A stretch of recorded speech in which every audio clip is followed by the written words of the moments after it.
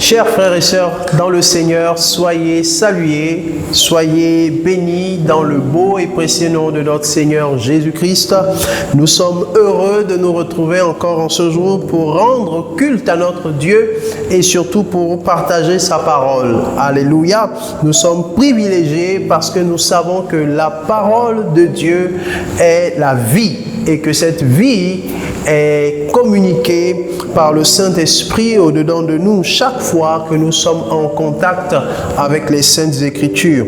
Et nous voulons partager aujourd'hui sa parole, une fois de plus, dans le cadre de ce culte et disposer nos cœurs. Est-ce que nous pouvons prier ensemble pour rendre grâce à Dieu qui nous permet d'être connectés, qui nous permet de prendre part à ces moments de grâce et de bénédiction. Prions ensemble dans le nom de Jésus. Seigneur, nous voici encore connectés, réunis au travers des ondes, réunis pour faire monter vers toi un parfum de bonne odeur, mais aussi pour recevoir, ô Dieu, ta parole. Puisses-tu nous aider à être disposés, que nos cœurs et nos reins soient disposés, Seigneur, à recevoir ta parole. Transforme-nous, renouvelle notre intelligence, aiguise, Seigneur, ô Dieu, notre esprit. Donne-nous le discernement au travers de ta parole. Nous te disons merci, Saint-Esprit, parce que nous savons que tu es avec nous et qu'au-delà des mots, tu nous permets de comprendre ce que l'Éternel a à nous dire. Que toute la gloire te revienne, Père, au nom de Jésus-Christ que nous avons prié. Et nous disons tous ça. Amen. Amen et encore Amen. Nous sommes heureux aujourd'hui de partager avec vous un thème important pour le chrétien. Le thème de ce jour, c'est être un chrétien ferme. Alléluia. Être un chrétien ferme. Ferme et inébranlable. Être un chrétien ferme, c'est une consigne, une recommandation et même une injonction que l'on retrouve dans la parole de Dieu d'être ferme. Lorsque nous avons reçu Jésus et que nous avons commencé à marcher avec lui, eh bien, plus rien ne doit nous arrêter. Plus rien et absolument plus rien. Nous devons apprendre à être ferme et au travers de ce message, nous voulons partager quelques clés pour être encore plus ferme dans le Seigneur. Alléluia. Le Seigneur nous encourage. Les apôtres aussi nous ont encouragés à cette fermeté. Alléluia. Être ferme dans le choix que nous avons fait, être résolu dans le choix que nous avons fait de suivre Christ. Alléluia. J'aime bien ce chant qui dit que moi j'ai décidé de suivre Jésus. Moi j'ai décidé de suivre Jésus. Moi j'ai décidé de suivre Jésus. Moi j'ai décidé de suivre Jésus. Alléluia. Moi j'ai décidé de suivre Christ. J'ai décidé de le suivre et plus rien ne doit m'arrêter. Je dois donc être ferme et si ce n'est pas un trait de caractère inné en moi, eh bien je dois le travailler, je dois le développer. Nous prendrons comme texte de base donc 1 Pierre chapitre 5, nous lirons les versets 8 à 10. Alléluia. Mais le verset qui nous intéresse le plus se trouve au verset 9. Alléluia. Nous lirons donc 1 Pierre chapitre 5, versets 8 à 10. Et après cela, nous lirons 1 Corinthiens chapitre 15, verset 58. Ces textes sont importants. D'une part, nous avons l'apôtre Pierre qui nous parle, mais d'autre part, nous avons aussi l'apôtre Paul qui nous parle et qui nous parle de la même chose. 1 Pierre chapitre 5, versets 8 à 10. Il est écrit ceci. Soyez sobres, veillez.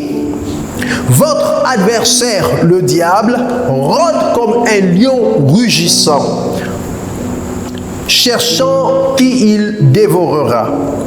Verset 9, résistez-lui avec une foi ferme, sachant que les mêmes souffrances sont imposées à vos frères dans le monde. Le Dieu de toute grâce, qui vous a appelé en Jésus-Christ à sa gloire éternelle, après que vous aurez souffert un peu de temps, vous perfectionnera lui-même, vous affermira, vous fortifiera, vous rendra inébranlable. Amen. Le deuxième texte, c'est 1 Corinthiens chapitre 15, verset 58. Il est écrit, « Ainsi, mes frères bien-aimés, soyez fermes, inébranlables, travaillant de mieux en mieux à l'œuvre du Seigneur, sachant que votre travail ne sera pas vain dans le Seigneur. » Alléluia. Les deux textes nous encouragent, les deux textes nous donnent des recommandations, des consignes, des conseils, mais plus des encouragements à tenir bon et à rester ferme. Alléluia. Dans le premier texte, notre verset clé, qui est le verset 9, nous dit ceci: résistez-lui avec une voix ferme, avec une foi, autant pour moi, ferme, sachant que les mêmes souffrances sont imposées à vos frères dans le monde. Pierre est en train d'exhorter les chrétiens de son époque à être fermes et à résister au diable. Il dit, votre adversaire, le diable, rôde comme un lion rugissant, cherchant qui il dévorera. Résistez-lui avec une foi ferme. À cette époque, ils étaient dans un contexte bien tendu, bien particulier de persécution, de difficultés. Il y avait de nombreux obstacles sur le chemin et de nombreuses difficultés pour grandir sereinement dans la foi, parce qu'ils étaient persécutés, ils étaient outragés, ils étaient poursuivis, etc. Et Pierre précise même que ces mêmes souffrances sont imposées à tous les chrétiens qui étaient dans le monde à cette époque. Nous n'oublions pas que c'était l'époque de l'Empire romain, et tous les chrétiens qui étaient dispersés dans l'Empire, que ce soit ceux qui étaient à Corinthe, que ce soit ceux qui étaient en Macédonie, que ce soit ceux qui étaient du côté de Éphèse, etc., ils avaient plus ou moins le même contexte de difficultés, d'obstacles, de persécutions par rapport à leur foi. Alléluia. Ils étaient aussi attirés par tout ce que le monde de leur époque leur proposait. Et derrière tout cela, Pierre voyait le diable qui rôdait. Derrière tout ce qu'il pouvait avoir, il n'en demeure pas moins qu'il y avait l'esprit de l'adversaire qui animait les gens. Et donc, il dit que votre adversaire, le diable, rôde comme un lion rugissant, cherchant qui dévorer. C'est-à-dire que le diable rôde pour chercher qui est le chrétien qu'il parviendra à faire chuter, à faire tomber, à sortir de l'enclos pour ensuite le dévorer. Mais ce que j'aime dans ce texte, c'est la solution que Pierre donne. Pierre dit, résistez-lui avec une foi ferme. Alléluia, résistez-lui avec une foi ferme. L'occasion pour moi de dire à quelqu'un qu'on ne fuit pas le diable. On ne fuit pas le diable, on résiste au diable. Alléluia. Nous avons d'autres textes de la Bible qui nous proposent d'autres méthodes, mais pas au sujet du diable. Lorsque nous lisons dans le livre de Timothée, l'apôtre Paul dit, demande à Timothée, qui est un jeune homme, de fuir les passions de la jeunesse. Alléluia. Et donc, on fuit les passions. On ne résiste pas aux passions. Lorsque vous êtes sujet aux tentations, etc., les pulsions qui se lèvent et puis qui veulent vous emmener à pécher, il faut fuir. C'est ce que Joseph a fait lorsqu'il était en face de la femme de Potiphar. Joseph, qui était un esclave, et la femme de son maître voulait que Joseph puisse satisfaire ses désirs, ses besoins. Joseph a refusé et Joseph a fui. Joseph n'a pas cherché à lui résister, il a fui. Alléluia. Et donc j'encourage les jeunes gens à fuir. Fuyez les passions. Fuyez le péché. Fuyez. Alléluia. Parce que les passions sont difficiles à contrôler. Derrière les passions, imaginez tout ce qui est désir de la chair. Alléluia. C'est pas toujours évident de réussir à se contrôler. Alors il vaut mieux fuir. Alléluia. Mais fuir, on ne l'utilise pas dans tous les contextes. À chaque problème, sa solution. Pour ce qui est des passions, il faut fuir. Mais pour ce qui est du diable, on ne le fuit pas, on lui résiste. Alléluia, on lui résiste. Vous pouvez être un chrétien qui prie, mais sachez qu'à un moment donné, vous serez confronté au diable. Et vous devez savoir que la solution qui nous est proposée dans les Écritures, et notamment que Pierre nous donne, c'est de résister avec une foi ferme. Ça veut dire qu'il faut rester ferme. Il faut rester fixe sur le chemin qui vous est tracé. Laissez-moi définir un peu plus ce que c'est que la fermeté. La fermeté est la capacité de demeurer dans la bonne direction. Alléluia, je vous encourage à regarder même dans plusieurs dictionnaires. La fermeté est la capacité de demeurer dans la bonne direction. Alléluia. Cela signifie également que vous avez donc la capacité de revenir sur la bonne route si vous vous en êtes éloigné. La marche chrétienne est jonchée de preuves. Alléluia. La vie de foi est jonchée de preuves, de difficultés. Notre adversaire rôde pour nous dévorer. Mais en réalité, tout ce qu'il essaie de faire, c'est de nous sortir du chemin qui nous est tracé. Alléluia, c'est de nous sortir du chemin de la foi. C'est de nous éloigner le plus possible de la destinée que Dieu a préparée pour nous et dans laquelle nous sommes, dans laquelle nous entrons lorsque nous sommes en Christ. Lorsque nous recevons Christ, nous entrons comme dans un couloir d'une nouvelle destinée en Christ. Et là, nous participons à ce que Éphésiens 2 dit, que Dieu nous a créés pour les bonnes œuvres qu'il a préparées d'avance afin que nous les pratiquions. Mais le rôle du diable est d'essayer de nous sortir de cela. Alléluia. Essayer de nous sortir. C'est la raison pour laquelle la solution que Pierre nous propose, c'est de résister avec la fermeté. Alléluia. C'est la fermeté. La fermeté, c'est la capacité de demeurer dans la bonne direction, de ne pas s'éloigner, de ne pas sortir de la direction. Vous vous êtes fixé un cap, vous vous êtes donné une direction, vous vous êtes donné des objectifs avec le Seigneur, et bien vous devez savoir qu'il ne suffit pas de les fixer. Vous devez maintenant développer ce qu'on appelle la fermeté, la capacité à rester dans cette direction, à rester dans ce couloir et à ne pas vous en éloigner. À un moment donné, les difficultés viendront, les tribulations viendront, tout cela dans le but de vous emmener à vous éloigner de la direction que vous vous êtes donnée avec le Seigneur. Et c'est la raison pour laquelle la fermeté est importante. Ceux qui travaillent dans le domaine de la navigation le comprennent bien. Les capitaines de bateaux et autres comprennent bien. Ceux qui sont dans le monde de la navigation comprennent très bien le terme fermeté. Alléluia. Le terme fermeté n'est pas juste comme nous l'imaginons parfois, un sentiment ou une réaction qui nous emmène à nous opposer de façon farouche à quelque chose. Oui, il y a quelque chose de la fermeté dedans, mais lorsqu'on rentre dans le sens profond du mot, c'est la capacité à garder le cap et à ne pas dévier. Et lorsque les navigateurs sont dans un bateau, vous savez, ils se préparent avant d'aller en mer. Ils se préparent, un peu comme les marins, ils se préparent. Ils chargent des provisions dans leur bateau, de l'eau dans leur bateau, parce qu'il arrive qu'ils fassent tout un mois en mer avant de revenir sur la terre. Et pendant ce temps, eh bien, en mer, il n'y a pas de boutique. En mer, il n'y a pas de magasin, il n'y a pas d'épicier pour aller chercher à manger. Et donc, il faut stocker dans le bateau les provisions qui vont suffire pour la période déterminée. Si c'est pour un mois, eh bien, les provisions ont aussi été calculées pour tenir pendant un mois.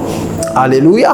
Et donc, imaginez à un seul instant que le bateau perd la direction en haute mer. Il perd le cap. Et du coup, les marins ne savent plus dans quelle direction ils se trouvent. Ils sont capables de tourner en rond. Ils sont capables de rester plusieurs jours supplémentaires en mer. Et lorsqu'il reste plusieurs jours supplémentaires en mer, beaucoup de problèmes se posent. Le problème d'eau, le problème de nourriture, etc. Il n'y a plus de provisions parce que justement, il n'y a pas de moyens pour se ravitailler. Retrouver la direction pour revenir sur la terre n'est pas facile lorsque on perd le cap en mer. Et donc, ils doivent tout faire pour garder le cap. Alléluia. Ils doivent tout faire pour garder le cap. C'est très important. Et donc, ceux qui sont dans le domaine maritime connaissent très bien les enjeux de la fermeté. Et nous aussi, qui sommes donc dans le Seigneur, nous devons comprendre qu'il y a un enjeu important. C'est la couronne de gloire qui nous est réservée. Nous ne devons pas nous laisser détourner du chemin que le Seigneur a préparé d'avance pour nous. Lorsque Dieu nous emmène dans un lieu, il prévoit tout ce qui est nécessaire à notre subsistance dans ce lieu-là. Et en plus de ça, il nous bénit aussi dans ce lieu-là. Et donc, c'est à nous de comprendre la direction, de savoir la direction, de connaître notre destin avec le Seigneur et la direction qu'il nous donne. Sinon, l'ennemi nous sortira. Pierre demande de lui résister.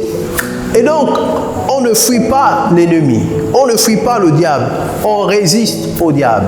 On fuit les passions, mais on résiste au diable. Alléluia, on résiste au diable. Et on lui résiste notamment avec une foi ferme, avec la fermeté. Alléluia. Il est important de prier, mais il est important de comprendre que nous devons développer le trait de caractère ferme. Fermeté, c'est important. Alléluia, si nous voulons réussir avec le Seigneur. Et il dit de résister avec une foi ferme, sachant que les mêmes souffrances sont imposées aux autres. Et il ajoute que le Dieu de toute grâce qui nous a appelés à Jésus-Christ, après que nous aurons souffert un peu de temps, lui-même nous perfectionnera. Waouh, quelle belle promesse. Lui-même nous perfectionnera. Ça veut dire que là où nous avons des insuffisances, le Seigneur viendra lui-même combler nos insuffisances. Il nous affermira. Là où nous nous sentons faibles, il viendra nous donner la force. Affermir, c'est aussi un mot à l'intérieur duquel on retrouve la racine ferme. Alléluia. Dans affermir, nous avons la racine ferme. Comme pour dire rester fixe. Alléluia. Et ne pas se laisser dévier, ne pas se laisser détourner, mais rester fixe. Affermira. Il vous fortifiera, il vous rendra inébranlable. Le Seigneur lui-même veillera à nous rendre inébranlables, lui-même veillera à nous perfectionner, à combler nos manquements, nos faiblesses, à nous fortifier. Mais ce qu'il nous demande, c'est que nous devons nous-mêmes développer la fermeté devant l'ennemi. Alléluia.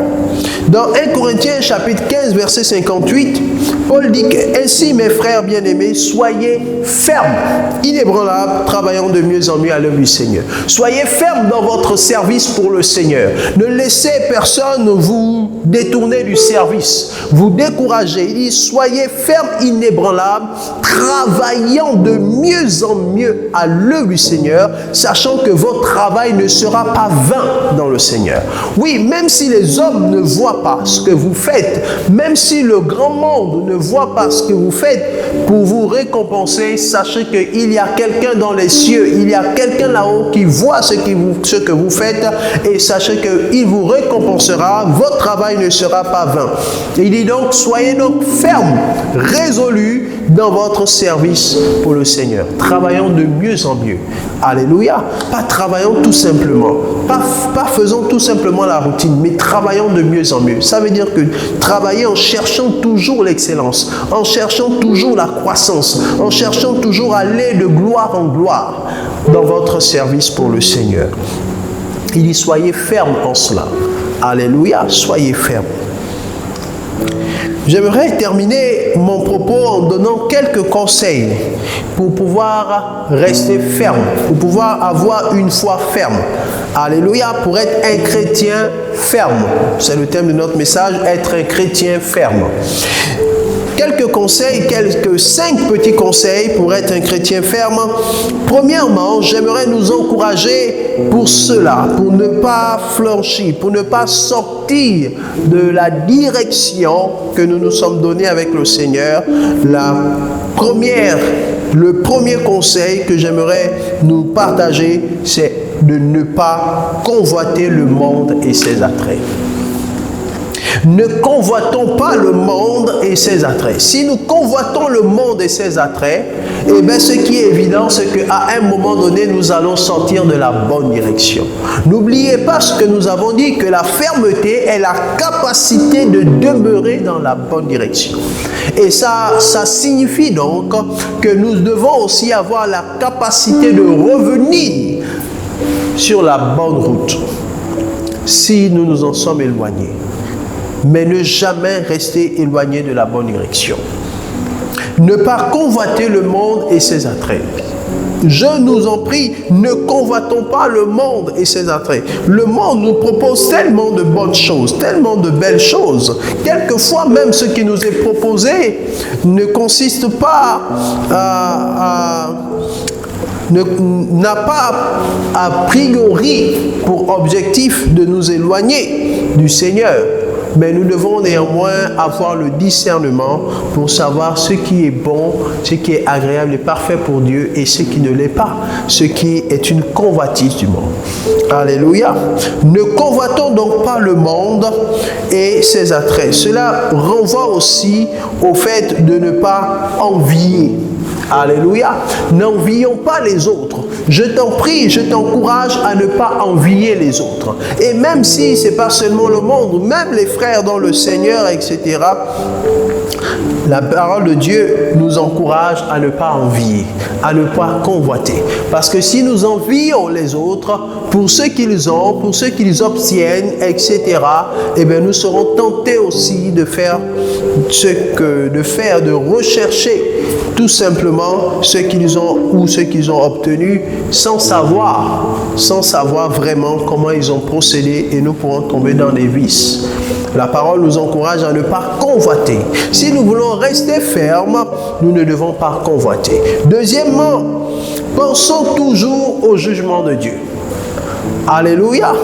Ce sont des clés très simples, mais qui sont des garde-fous pour nous emmener à ne pas sortir de la bonne direction. N'oublions pas, la meilleure façon d'affronter l'ennemi, c'est de rester ferme. Parce que ce que le diable fait, il agite tellement de choses autour de nous. Il fait bousculer les choses autour de nous pour que nous, ensuite, nous puissions aussi suivre le mouvement de tout ce qui se fait autour de nous. Et après, nous perdons le cap. Mais pour éviter cela, nous devons toujours penser au jugement de Dieu.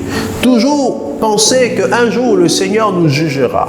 Un jour le Seigneur nous demandera des comptes pour tout ce que nous aurons fait. Et à cause de cela, la crainte que nous avons pour Dieu doit supplanter les tentations qui sont constamment sous nos yeux.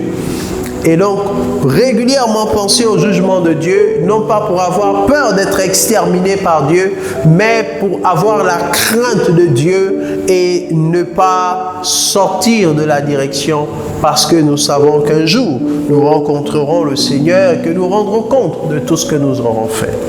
Troisièmement, ne regardons plus derrière. Alléluia. Si vous voulez rester ferme, ne regardez plus derrière vous. Vous ne pouvez pas avancer dans la vie en continuant à regarder à ce qui s'est passé hier. Vous ne pouvez pas avancer dans la vie et continuer continuer toujours à ressasser les mêmes événements malencontreux qui se sont produits il y a des années, il y a des mois en arrière. Alléluia. Si nous voulons rester fermes, nous ne devons pas continuer à regarder derrière, mais à regarder devant. Lorsque vous vous êtes donné une direction, un cap, eh bien vous devez regarder devant pour ne pas perdre la direction. Imaginez un chauffeur qui est dans une voiture, qui est en train de conduire et puis qui se met à regarder derrière lui. Il passe tout le temps à regarder derrière lui alors que la voiture est en train d'avancer. Qu'est-ce qui va se passer? Il va faire un accident. Soit il va faire un accident, soit il va dévier, il va changer de route. Il va sortir de la route, ce qui est inévitable. Il ne peut pas conduire un véhicule regardant devant lui et passer tout le temps à se retourner pour regarder en arrière, pour voir ce qui se passe. C'est la raison pour laquelle l'homme qui a conçu le véhicule ou les hommes qui ont conçu les véhicules ont pensé à mettre à l'intérieur et sur les côtés les rétroviseurs pour pouvoir regarder derrière sans avoir besoin de tourner la tête. Alléluia. Sinon, un accident est vite arrivé.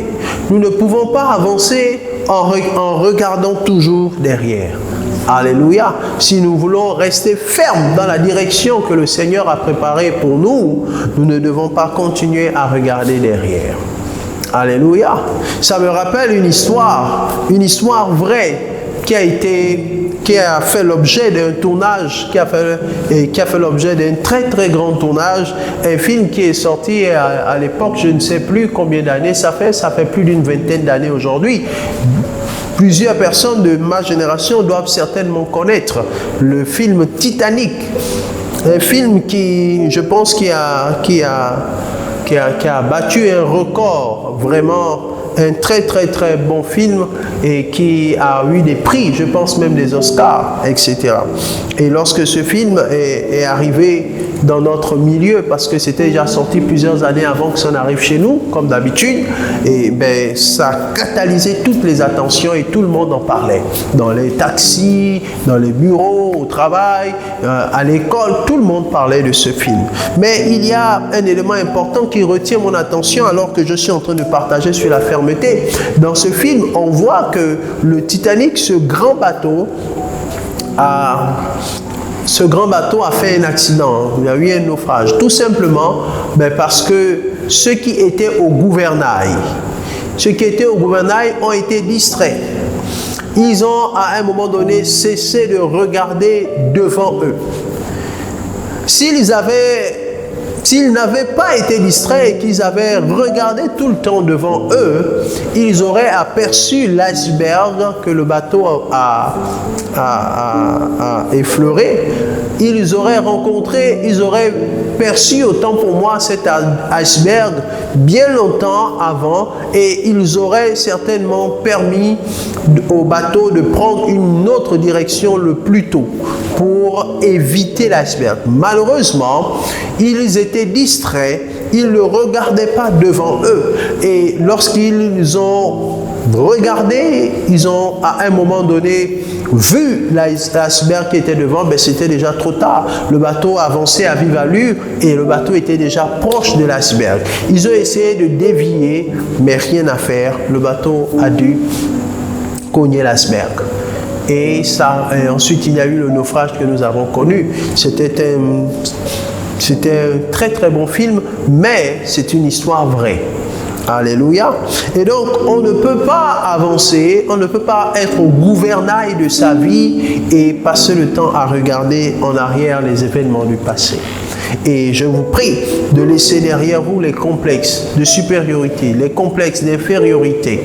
Alléluia. Et de regarder devant avec le Seigneur. Quatrièmement, j'aimerais nous encourager à ceci. Ne soyez pas trop confiants et obstinés. Alléluia. L'excès de confiance peut nous emmener à l'orgueil. L'obstination peut nous emmener à l'orgueil. La frontière est très mince. Alléluia. Ne soyons pas trop confiés et trop obstinés. Parfois, il y a des situations dans lesquelles nous avons besoin de conseils. Et Ecclésiaste chapitre 4, verset 13 nous dit ceci: « Mieux vaut un enfant pauvre et sage qu'un roi vieux et insensé qui ne sait plus écouter les avis. » Vaut mieux avoir un enfant pauvre et sage qu'un vieux insensé qui ne sait plus écouter les avis. La Bible appelle insensé tout homme qui ne sait plus écouter les avis, qui ne sait plus tenir compte des opinions des autres. Alléluia. La Bible dit que quelqu'un qui ne sait plus écouter les avis, qui ne sait plus prendre en compte diverses opinions, qui pense tout simplement que c'est lui qui a la science parfaite, la Bible considère que cette personne est insensée. Parce qu'un moment viendra où elle va commettre des erreurs. Alléluia. Nous ne pouvons pas tout voir. Parfois, les conseils de ceux qui ont plus d'expérience sont utiles pour nous. Donc ne soyons pas trop confiants et trop obstinés au point de rejeter les avis, les opinions. Parfois, Dieu met les gens sur notre chemin pour nous parler. Parfois, Dieu nous parle au travers d'autres personnes. Mais si nous sommes trop obstinés, nous ne parviendrons pas à discerner que c'est Dieu qui nous parle. Et à cause de cela, nous pouvons manquer de fermeté devant le diable. Nous pouvons sortir de la bonne direction. Cinquièmement, pour terminer, accepter la correction. Si nous voulons rester fermes, si nous voulons résister au diable avec une foi ferme et inébranlable, nous devons apprendre à accepter la correction. Malheureusement, nous constatons de plus en plus que les gens refusent la correction. Et même quelquefois, lorsque nous reconnaissons que nous sommes en tort dans certaines situations, nous avons trébuché et que nous sommes en tort, nous refusons néanmoins la correction. Combien de chrétiens, combien d'enfants de Dieu quittent les églises après qu'ils aient été mis sous discipline? Alléluia! Ne se rendons pas compte que l'une des méthodes que le diable utilise pour nous sortir de la bonne direction, justement, c'est de nous emmener dans la rébellion contre l'autorité. Parce qu'en général, la correction vient de l'autorité. Et lorsque nous refusons la correction, eh bien, nous nous rebellons aussi contre l'autorité. Et à ce moment-là, c'est très facile pour nous de sortir de la bonne direction et de manquer de fermeté face au diable. Alléluia. Accepter la correction exige que l'on soit humble. Accepter la correction exige que l'on soit discipliné soi-même. Parce que quelquefois, le but de la correction, c'est de nous emmener à la discipline. Alléluia. Je conseille généralement aux frères et sœurs dans le Seigneur, lorsqu'ils sont mis sous discipline et qu'ils veulent partir, quitter l'assemblée, je leur conseille, mieux vaut pour eux supporter la sanction. Mieux vaut partir de l'assemblée sans sanction, vaut mieux partir dans de bons termes, parce que nous sommes des enfants du Seigneur. Vaut mieux partir dans de bonnes conditions, parce que c'est le Seigneur qui nous envoie, parce que c'est le Seigneur qui nous appelle, pas juste par motif de rébellion. Alléluia. Et donc nous devons apprendre à accepter la correction si nous voulons rester fermes et inébranlables, parce que le diable peut nous ébranler lorsque nous refusons la correction. À la correction, Dieu peut vouloir nous faire grandir. Alléluia. Et donc, je prie que le Seigneur nous aide, que le Seigneur nous donne la sagesse et l'intelligence pour mettre en pratique ces conseils, mettre en pratique cette parole pour nous aider à être fermes. L'arme qui nous permet de résister au diable, c'est la fermeté. Alléluia. Et n'oublions pas ceci, c'est très important. On fuit les passions, on ne résiste pas aux passions, on les fuit. Alléluia. On résiste au diable, mais on fuit aux passions. Et une troisième chose aussi importante, c'est au sujet de la tentation, la Bible nous demande de prier pour ne pas succomber à la tentation. Pour ne pas tomber, mais en réalité, c'est ne pas succomber à la tentation. Alléluia. On prie pour ne pas succomber à la tentation. Alléluia. Ne versons pas les choses. On ne parviendra pas à... la prière seule ne suffit pas.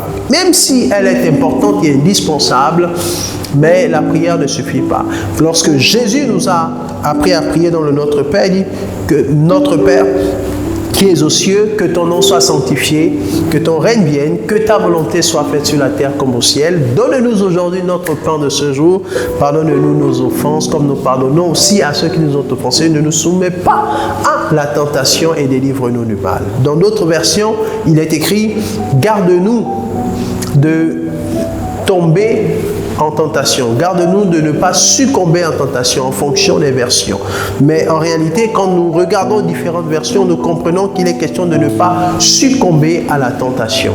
Parce que la tentation viendra toujours, les épreuves viendront toujours, mais nous ne devons pas succomber, nous devons rester fermes.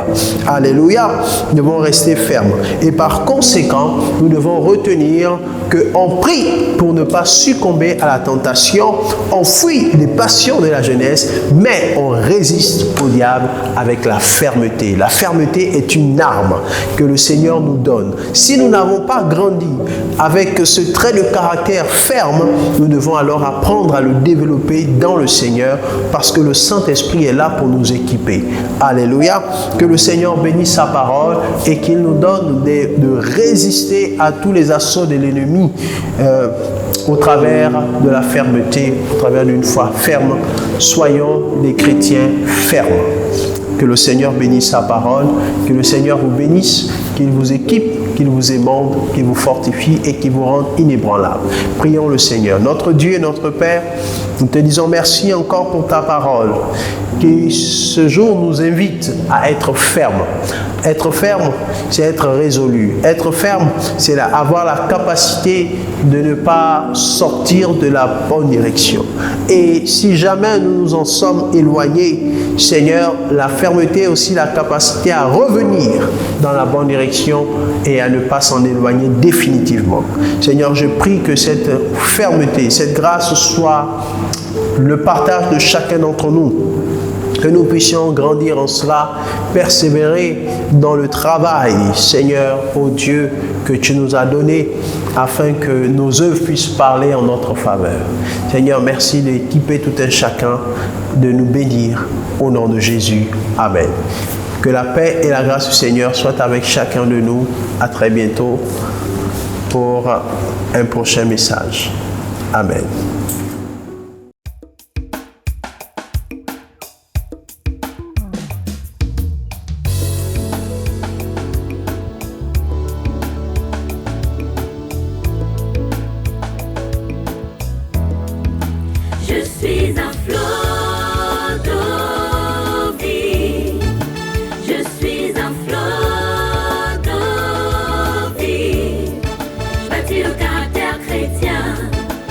Le